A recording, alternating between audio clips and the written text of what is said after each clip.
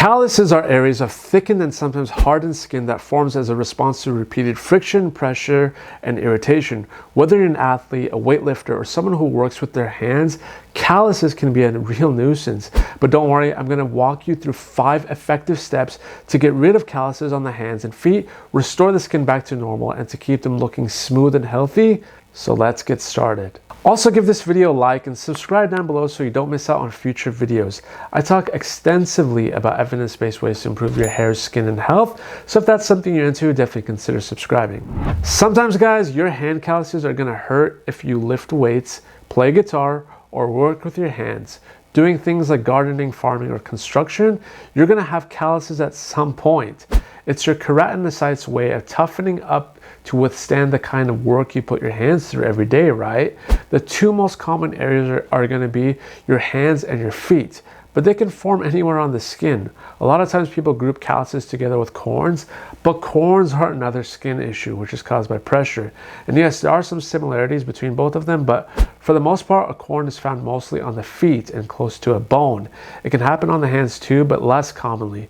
Like here, for example, on the top or side of the toe. And they have a central spot or core, which calluses do not have.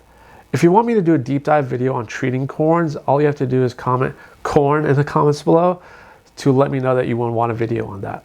But the very first step in getting rid of your calluses are going to be soaking your hands. Step 1 is to soak your hands. And guys, this is a crucial first step because soaking helps to soften the tough, hardened skin. I recommend soaking your hands in warm water mixed with Epsom salt for about 10 to 15 minutes, preferably one that is 100% USP and fragrance free. I like the Dr. Teals Pure Epsom salt. It's about $5, and I'll leave it linked below for you as my affiliate should you wish to go with this one. The warm water helps to relax your muscles and opens up your pores, while the Epsom salt works as a natural exfoliant. It's anti-inflammatory and rich in magnesium. Now this is great because it makes the calluses easier to remove in the next steps, which I'll show you. Plus, it's a great way to unwind and give your hands a little TLC, guys. Your hands and feet deserve it. That's step 1. Step 2 is exfoliate. Once your hands are softened from the soak, it's time to exfoliate them. And there's 2 ways to do this. You could use a pumice stone, a callus remover, or even a foot file, or you could use urea and salicylic acid. If you want intensive moisture and repair, I would go with something like the Ebanel 40% urea, which is also infused with shea butter, coconut oil, jojoba oil, hyaluronic acid, and vitamin E. That's not only going to exfoliate the hands and feet and make them look fresh, but it's going to leave them feeling super soft. This is especially going to be a game changer if you have cracked heels too. What I like to do is use it in the mornings, and you should see noticeable results anywhere from a week to 3 weeks, depending on the severity of the calluses. Now, the trick is you're gonna want to gently rub the callus areas in a circular motion, either with the pumice stone that we mentioned, or the urea cream to slough off the excess skin cells. Remember, the key here is to be gentle and go in circular motions. Don't forget that part. If you're using a foot file, remember, don't overdo it as you don't want to damage the healthy skin underneath. That covers step 1 and 2, soaking with Epsom salt and exfoliating with 40% urea or a callus remover like a foot file or pumice stone. Now step 3 is huge because step 3 is all about moisturizing now. After you've exfoliated, it's essential to replenish the moisture in your skin.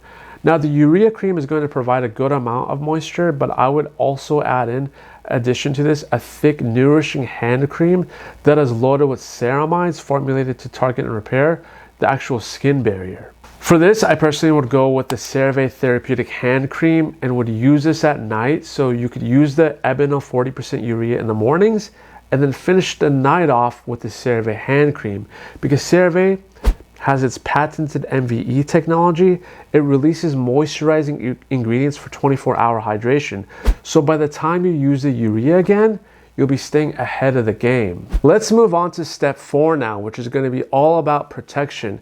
If you know you're about to put a lot of stress on your hands, like weightlifting, gardening, or manual labor, it's important to use protective gear for these activities.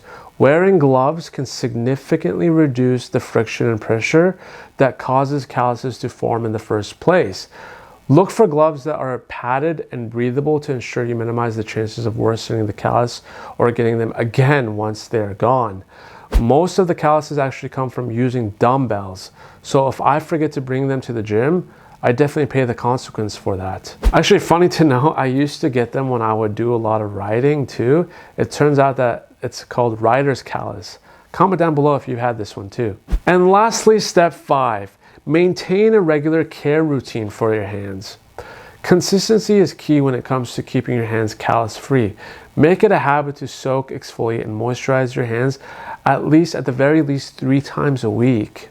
You can theoretically do it every day if you wanted, but this routine will help to keep your skin soft, smooth, and healthy over time. And don't forget to protect your hands whenever you're engaging in activities that could cause calluses. I will say something though. Conditions like diabetes, for example, which affects the capillaries, the small blood vessels which feed the skin, thickening of the skin with calluses increases the difficulty of supplying nutrients to the skin. So if you're in that boat, you definitely want to try your best to avoid calluses. So if you have insulin resistance, pre-diabetic, or have diabetes, it's important to take care of the skin and report any skin changes with your doctor. And because callus formation is actually quite common in a high number of patients with diabetes, sometimes it's even combined with what's called a hammer toe, which looks like this, and which can also be formed with wearing tight shoes and high heels too, so keep that in mind, not just with diabetic complications. If you have a hammer toe or a bunion, know that they will also cause calluses, so something to keep note of as well. But I'm more curious to hear from you guys though. What has helped you with your calluses? Leave me them down below. If you found this video helpful, consider subscribing, and in the meantime, watch this video on skin signs of diabetes.